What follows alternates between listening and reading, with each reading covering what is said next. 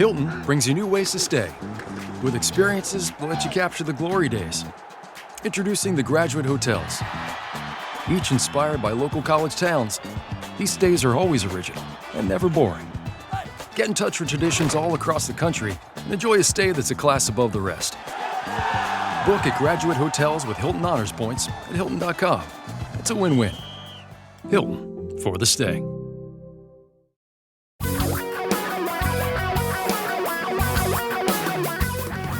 Reality radio for a really great future. We're talking real money. Welcome back to Talking Real Money. Another hour of the show, another podcast, another opportunity to improve your knowledge about real investing, not this stupid stuff that passes for investing and the stuff that ends up wasting not only a lot of your time, but your mental and financial energy. We're going to talk about some of that time wasting stuff here on the show. 855-935-TALK is our telephone number here at Talking Real Money. I'm Don McDonald. Over there on the other mic is Tom Cock. We've been doing a radio show or podcast of some kind together since like the world was cooling. It was like so many millions of years ago. I did notice at the first show there was a dinosaur that went by very quickly, but then it was gone. Quickly 65 million years after ago, listening to the show was the last one to go extinct. No, my time is up. I tell you one thing that's not extinct, and that is the extreme amount of advice that people are ready to give you and to tell you what the future is, what direction the market will go, or what type of stocks will make you more. This is one of the biggest wastes of time, money, and energy is all of this useless advice on the next thing or what the future will bring, no matter what it is. You're going to always hear these stories like, well, prices of stocks are too high because of this and that, or you should be buying this in the future. Come on. They don't know. Well, and the headline here is value stocks poised to make a killing over the next decade. Of course, then they bring Warren Buffett's name into it because that will give it credibility, right? And the author says, we're about to witness the revenge of the dogs.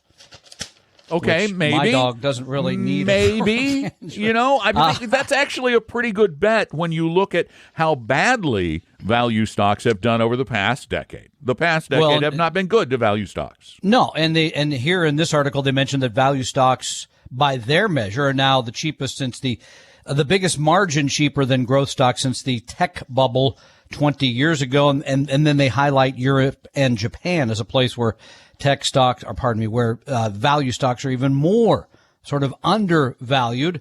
So they're suggesting that you run out and buy some value stocks here, and maybe even emerging markets, because that's another place where you can get some stuff that's beaten down a bit. And yet somebody sends us another article that says, the market is in trouble. These index funds are in trouble because a lot of their money is because of the amount of the portfolios that are in small and value companies, which have done really well lately. And who do you believe? It's just this advice is contradictory. It is not helpful. As a matter of fact, maybe it's contra-helpful. Well, I think it is. And by the way, we want to thank Sarah for sending this. She sent a couple of articles that were interesting. And along those lines, one of the articles, the author said, index funds are concentrating economic power into a few hands. Don't know if I believe that, but also wait a minute. How can that possibly be true? Everybody owns index funds. I know, millions of people that own them. And people can, quote, shovel any old crap into an index fund and say these are great to sell. In other words, because index funds hold the entire market, there's some crummy stocks in there. Well, of course there are crummy stocks in there.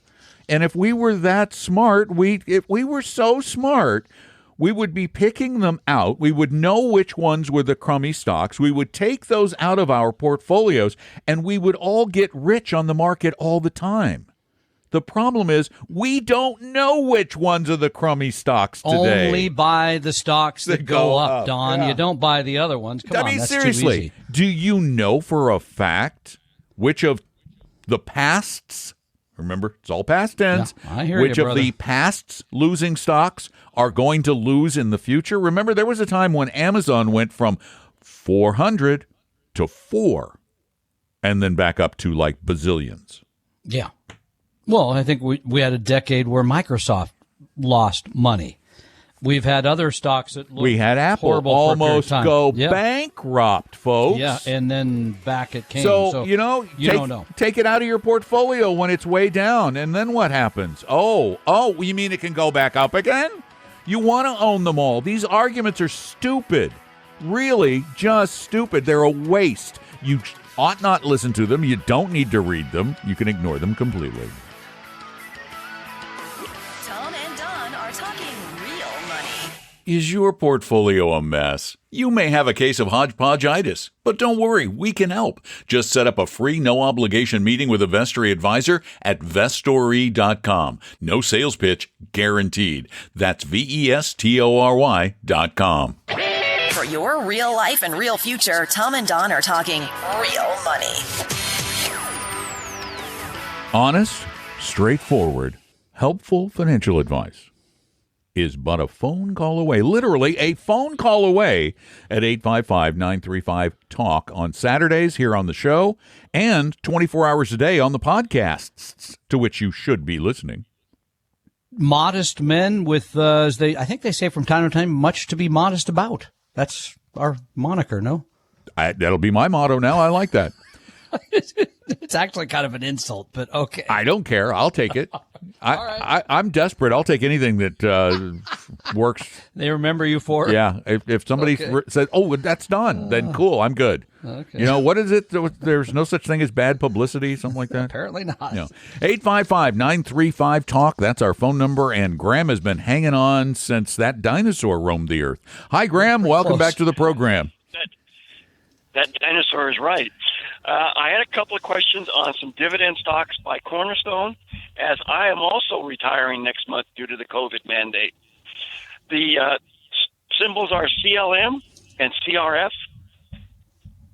I have some now. I've had some for about 3 years. Their 10-year chart looks really good. Okay. And wait, give me those symbols again, because I'm really slow. CLM and CRS. Oh, CLM and okay. Charlie, Robert, Frank. Robert. Frank. Charlie, Lincoln, Mary. Got Lincoln, Mary. Okay, all right. Charlie Lincoln CLM, Mary Sarah. is the Cornerstone Strategic Yep. Value Fund with okay. They hand out a lot of money. Let's see what that little baby costs though. Oh, holy moly. I made that word up. Do you know what the expense ratio is on that blasted thing? 1.14% per year. Yes. That's ridiculous. Been in them now for 3 years. I have 2,000 shares of each one, and I'm thinking about increasing that to 3,000 shares of each one. Why? The dividend's fantastic. Yeah, of course it's fantastic because they're making it up as they go along. It's a totally made-up dividend. They're just paying out capital gains as dividends. They don't get that kind of dividend from their portfolio. They have 143 blue chip stocks. Which are probably having a dividend yield of 1.7 or something. And then they have funds of funds. They have ETF. They own other people's ETFs, like the QQQ. So this is a gimmick. This is a huge gimmick. This is like gimmick writ large. Oh, I've got to tell you, there will come a day. You will rue the day someday, because what's going to happen is when those stocks all tank, your dividend is going to go to nothing, negative, which will happen someday. Is that true of CRF as well, or was that CRF? That was CLM, and CRF I haven't gotten to yet because I was having so much fun with that. I had trouble finding Cornerstone Total Return is CRF, and that again has a, oh my gosh, this is a 1.19% expense ratio, 1.2% per year. And once again, they're using leverage. They're borrowing money to make you more money.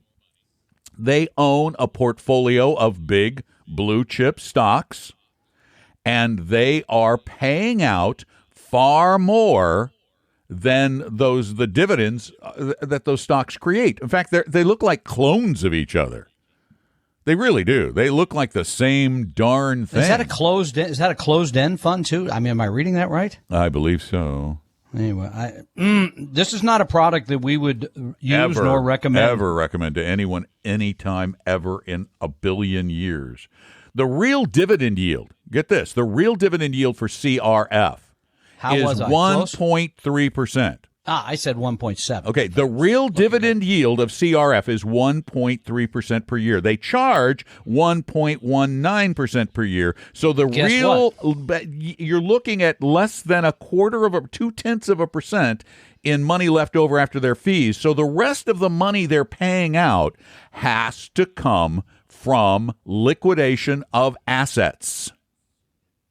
Things that have gone up, they're creating the gain, and then they're paying out to folks like Graham. Yeah. Like me. Yeah. So that'll work really, really well until it doesn't. Which with a limited universe, what'd you say, 150 stocks? 140 stocks. Yeah, 140 stocks. Yeah, it's pretty small universe, I can almost, and I don't guarantee anything because I don't predict the future, but because I've been around this rodeo for a while, a long while, I can pretty much assure you that there will come a point where you will really hate the fact that you own this fund, and you're going to kick yourself for owning it because you are not going to make anything on the fund. You're going to lose a lot of money, a lot more than you would with a comparable fund elsewhere. Further, if you're retiring and this is going to be an important part of your portfolio long term, if it did take a huge downturn, which we think is a possibility, that could really be harmful if you're needing income from that portfolio as well. Just scares me. I appreciate the advice, gentlemen. It scares me. Thanks, Graham, so much for the call. We really do appreciate it. 855-935-TALK is our phone number. Go ahead, Tom. And let's talk about just for a moment why we wouldn't use this, but why we just think you should just own globally diversified markets. It's not as exciting as CRF, right? It's not as truly, in many ways, sexy, if you will, because you just own a basket of stocks that over time, not every year, not every month, not every week, because sometimes people call me and go, we lost money last week. Yeah. But over a long period of time, it has made close to 10% a year. That should be enough to take care of you in retirement if you save properly. If you haven't, then that's another point. But this is just hoping you're going to make more. I went back and looked at the history of CRF because I really want to do my homework here. And if you had $10,000 worth of CRF at the beginning of 2007, you had $10,000 in it. You're going through one of these good times because from, the 80s until then, it was paying out these big dividends, and it hung right around $7,500 to $10,000 per share, or that 10,000 stuck. But 10, let's say at the beginning of 2007, you had 10,000, and you're looking, okay, you go through 2007, you're still right around 2,000 or 10,000. You're going, okay, I'm all right. I know the economy's a little weird. And then by January 1st, 2008, you were below 6,000. Wait, so there's 40%. More. I was feeling bad enough. Okay. Then, wait, I'm back up above 7,000 by April of 2008. I'm feeling better. Feeling okay. Yeah, right. By April of 2009, my 10,000 has declined to $1,630. That is an 84% drop in value. So despite the fact that you're getting this nice dividend now, and then boom, this thing can hit you like a bat between the eyes. Do you think your future looks bright when you're in the middle of retirement? You're relying on that dividend yield, and your portfolio drops almost 90% in value. There are...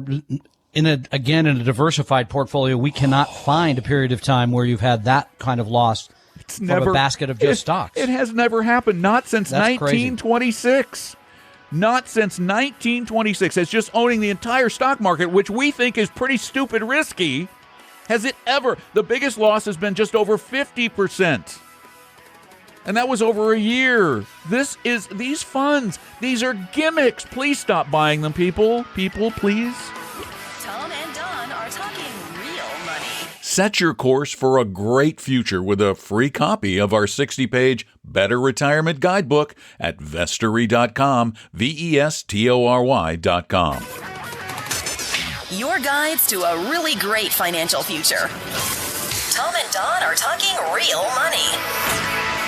But you know the best part of the story that I just told?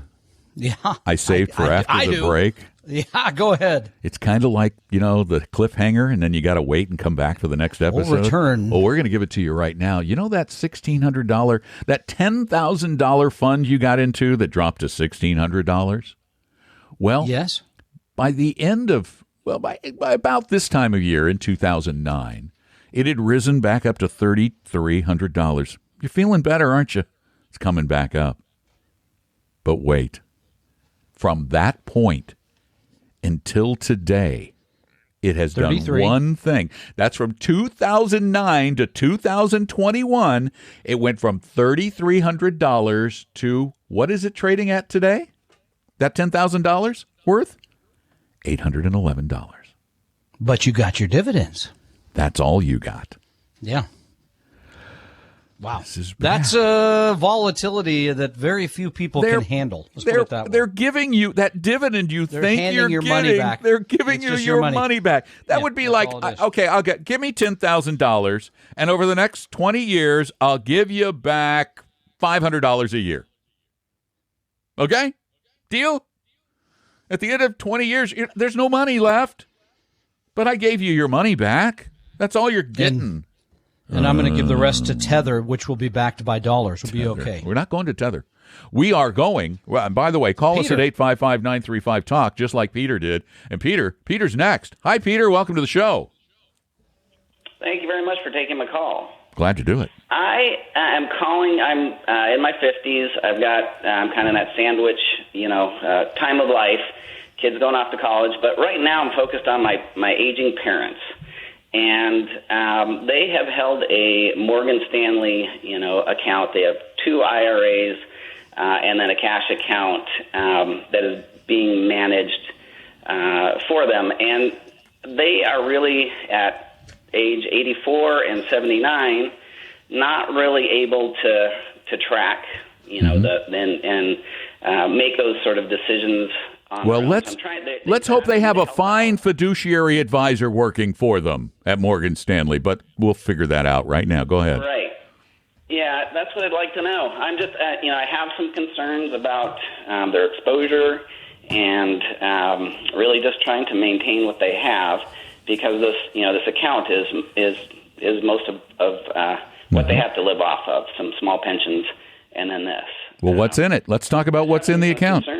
What's in it? Yeah, so there's an IRA at $250,000.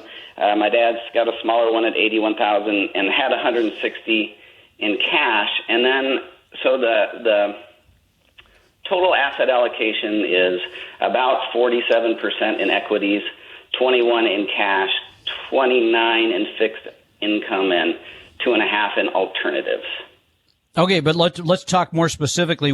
Give us a specific security that's in one of those accounts. The equity. Let's start with the equity portfolio. What's in the equity portfolio? Just a few things. Let's see. So, because we're not fans, by the way, and we'll tell this while you're looking, of holding almost 25% in cash because that's a drag on the portfolio. But go ahead, give us. That's kind of what I'm trying to get to. So. There's a government bond in there. Let's see if I can get to it.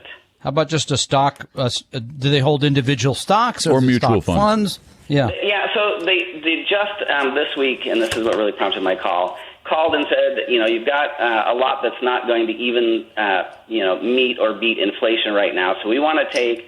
You've got 100,000 or 64% of that cash account in a money market. 30,000 or 80% in an ultra short bond fund to earn a little bit more, and then recommended taking 30,000 of that and equally divided among Verizon, Lockheed Martin, and CVS Health. Bad advice. This is the kind of advisor you need to fire. This advisor needs to be fired. He's suggesting he or she is suggesting individual stocks. We don't suggest individual stocks for someone in their 30s. Or anyone, because the potential of losing all the money, the default risk is there. Number two, someone who says, by the way, inflation is now running, we got to do something. Well, something should have been done 10 years ago to protect for inflation that could always come along. This is what we call a broker's portfolio, not a good way for your parents to be taken care of. It is again, as we mentioned in the last hour to another caller, the key is to find that elusive 100% fee-only fiduciary advisor, and this is not one. Tom and Don are talking real money. A second opinion could save your life either physically or fiscally. Let one of our Vestory advisors help you save your future at Vestory.com, Vestory.com.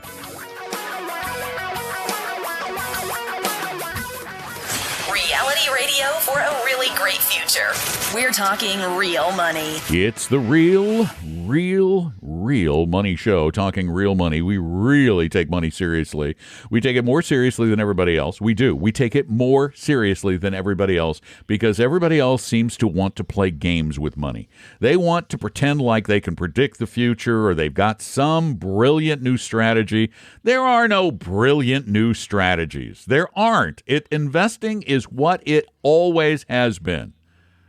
I mean, every once in a while, there's a little bit of new research into what might work better than something else, but brilliant new ways of making money, no. Diversifying and keeping your costs low, that kind of brilliant strategy? Once in a while strategy. Oh, yeah. Value stocks have historically done better than growth stocks. Okay, great. Let's own those. And getting your money back from the fund, not so much, but that's a whole other thing, right? Unbelievable, some Paying of these your things. Principal back. 855-935-TALK is our telephone number here at Talking Real Money. And up next is Dave. Dave, welcome to the show. Hey, Dave. Afternoon. Hey, Dave. Don, I took your advice. Go ahead. Yeah? And I'm pretty well diversified in Vanguard funds. My question is, my nephew seems to be always right about crypto. He said, Dave, it's going to go up to $100,000. Mm-hmm. Dave, $60,000 now. Dave, he has been 100% right, except when it went down, and then he was wrong. And he'll be right up until he's wrong. And unless somebody can convince me, and I have yet to be convinced, that there is something we can actually do with cryptocurrency that we can't do with money, I am 100% convinced so far that this is a big, as we call it, nothing burger. Okay, but sir, what did you want to know? Were you calling to say you think you should invest in it now because he's always been right about crypto?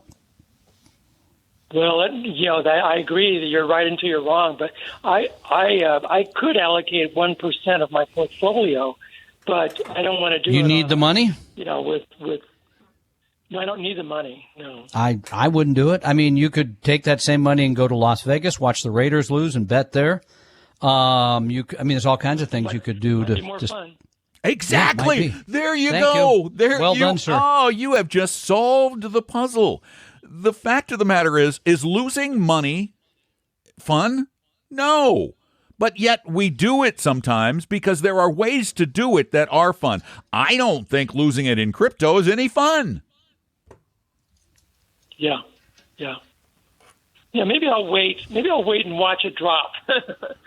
And then wait. Here's what I suggest. You wait, you watch it drop, and you still do nothing. Okay. That's one thing. I got to tell you, right, Don. Dave, I have not been tempted by crypto, not 1/2 of a second. I haven't gone, I think I may be missing out. Tom, are you missing out? For me, I don't need it. I'll be okay with stocks and bonds. Has made me enough money in the past. I suspect it will in the future. So it's not where I need to take a bunch of money and make more than somebody else. I don't feel like I'm missing out on something. I think there's a lot of that when it comes to crypto, that you're hearing these stories. It reminds me a lot of the late 90s with technology. Everybody's getting rich except me. that sort of usually breeds trouble. So I generally stay away from things like that. Makes me nervous. Yeah, I would. Thank you for your rational views, both of you. Thank you, so much. Dave. We really appreciate your call. It's kind of like, that fire festival. That looked really, really good. That was like so much fun, Oh, the fire festival. I just want to go join everybody else for a cold cheese Great sandwich. time. Look at all those models jumping up and W right outside my tent. Till they weren't. Till you got what was it, the sandwich that made them famous? The cheese sandwich. Cheese sandwich. The American cheese sandwich. That's right. It's the only American cheese sandwich and Wonder Bread, the only two foods that will not rot on a deserted island with no refrigeration. And you've just paid $3,000. Oh, and by the way, lead band, they decided not to make it because bad idea. Oh, and that tent you thought you were saying, that just got swept up in the windstorm.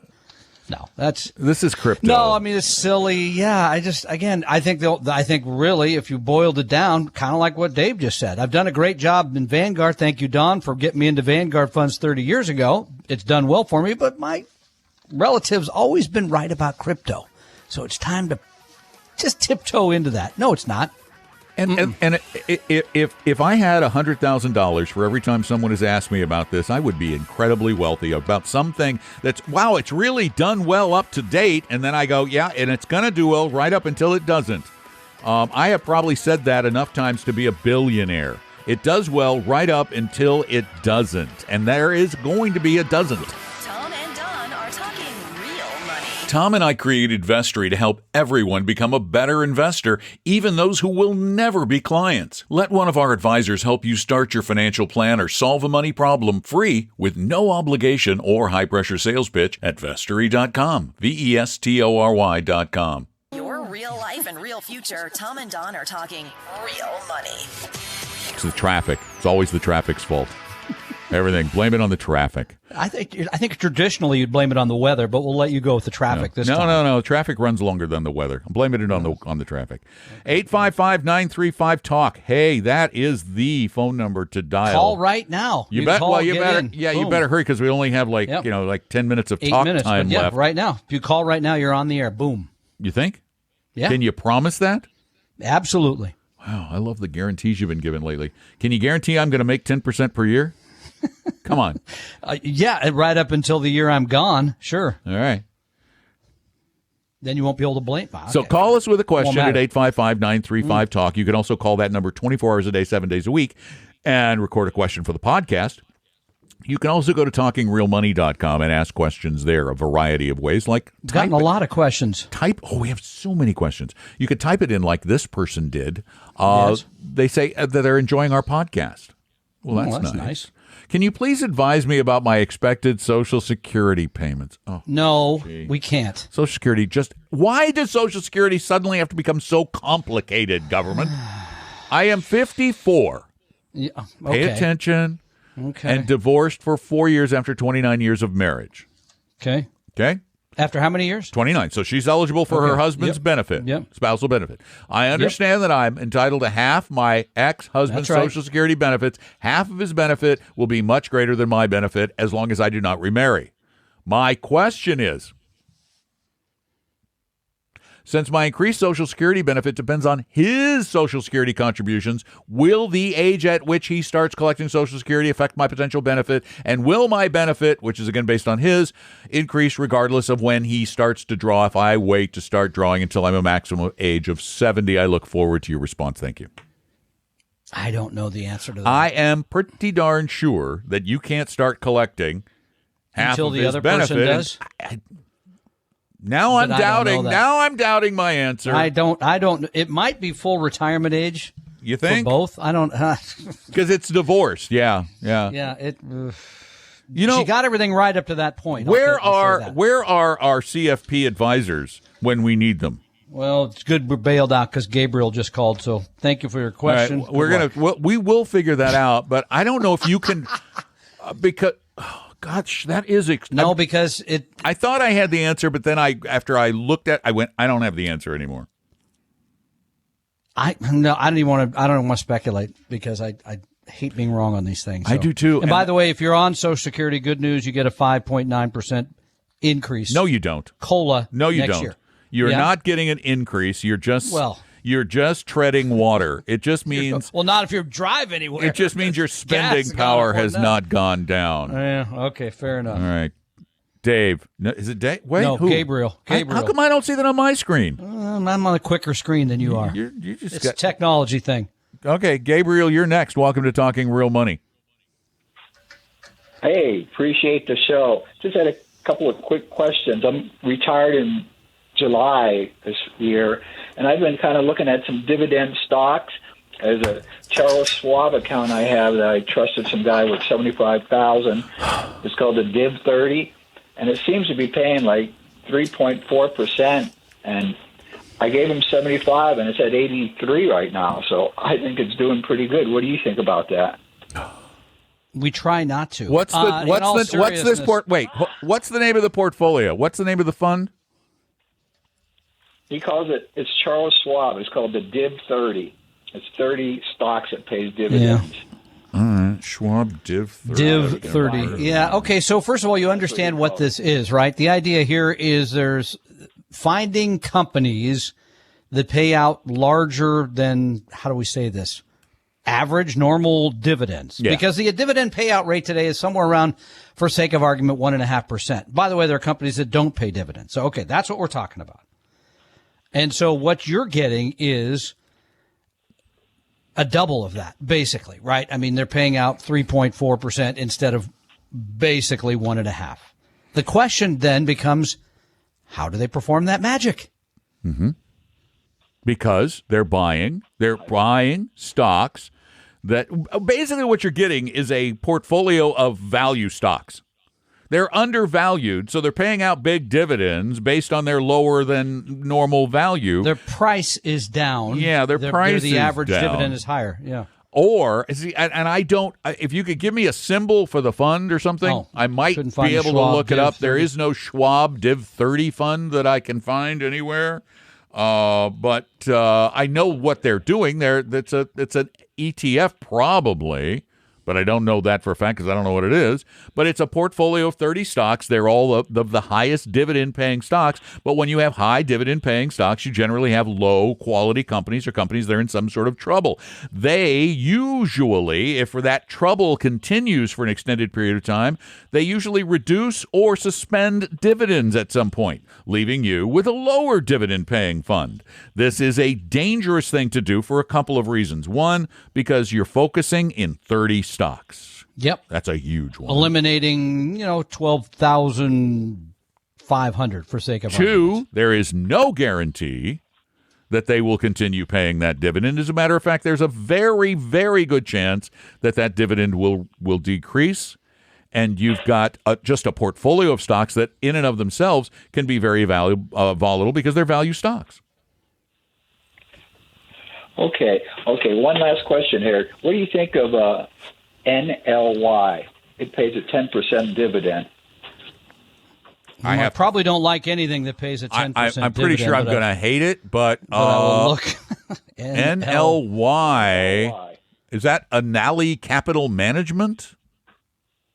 No, that's not it. I'm not sure. I thought Nancy, L is in Larry. Yeah. LY. That's what I come up with. Do you come up with any stock? I come up with Anali Capital Management. Yeah, that's all I got. Which is a stock. Yeah, I think they do. I think they manage properties. Yeah, okay. They got a okay, 9.9%. They're paying a dividend of 10.2.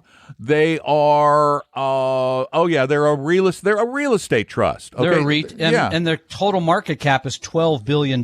So this is tiny.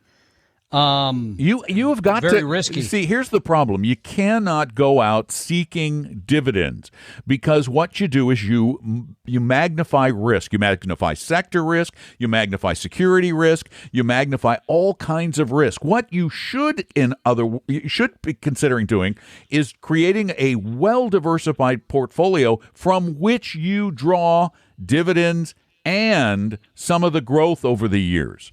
As opposed to trying to get something that just pays out a dividend, because when you do that, you get way too focused. And that's what you're running into here. Any suggestions?